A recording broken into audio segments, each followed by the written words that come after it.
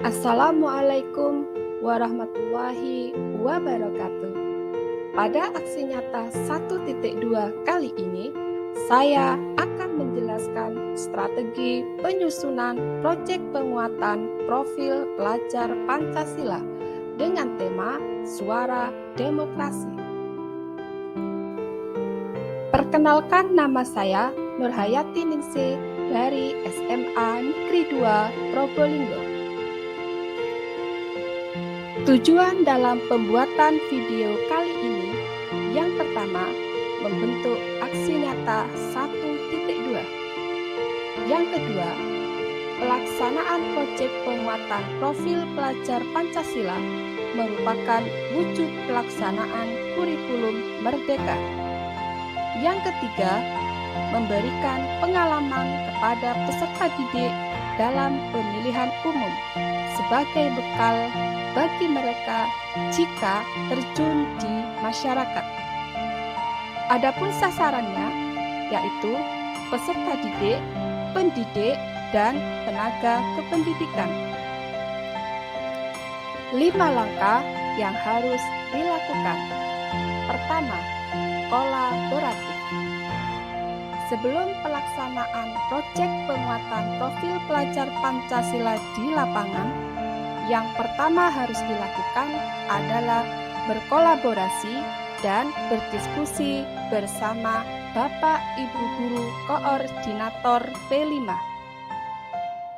Jika sudah selesai kolaborasi dengan Koordinator P5, yang selanjutnya dilakukan adalah sosialisasi kepada guru dan tata usaha. Selanjutnya adalah sosialisasi kepada peserta didik, supaya peserta didik memahami apa yang harus dilakukan di lapangan pada saat pelaksanaan P5. Kedua adalah berpihak pada peserta didik. Pertama kali yang dilakukan adalah kegiatan masyarakat mengajar. Pemateri adalah KPU dari Kota Probolinggo.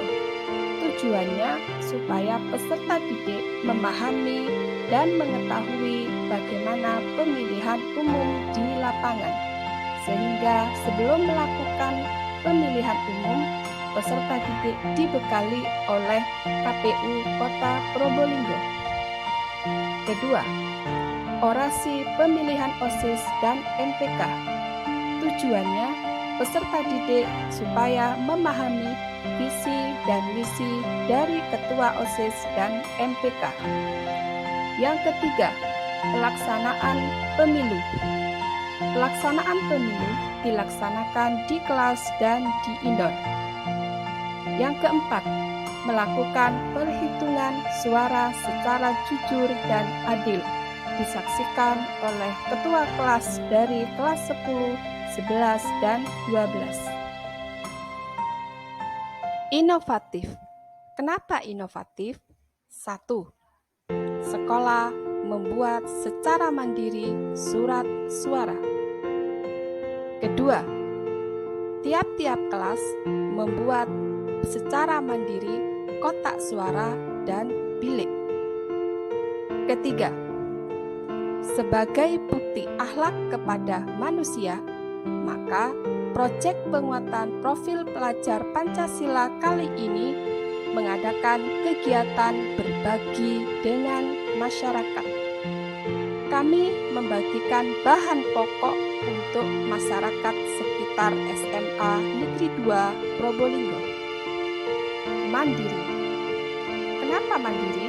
1. Pelaksanaan pemilu dilaksanakan di kelas masing-masing, baik kelas 10 maupun kelas 11, sehingga membuat kotak suara dan bilik sebanyak 16 kotak.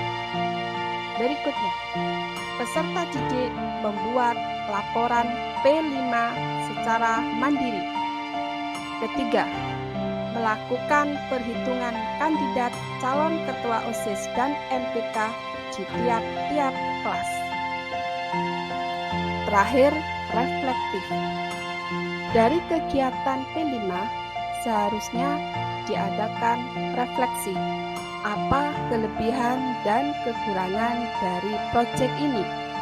Jika ada kelebihannya, harusnya dipertahankan.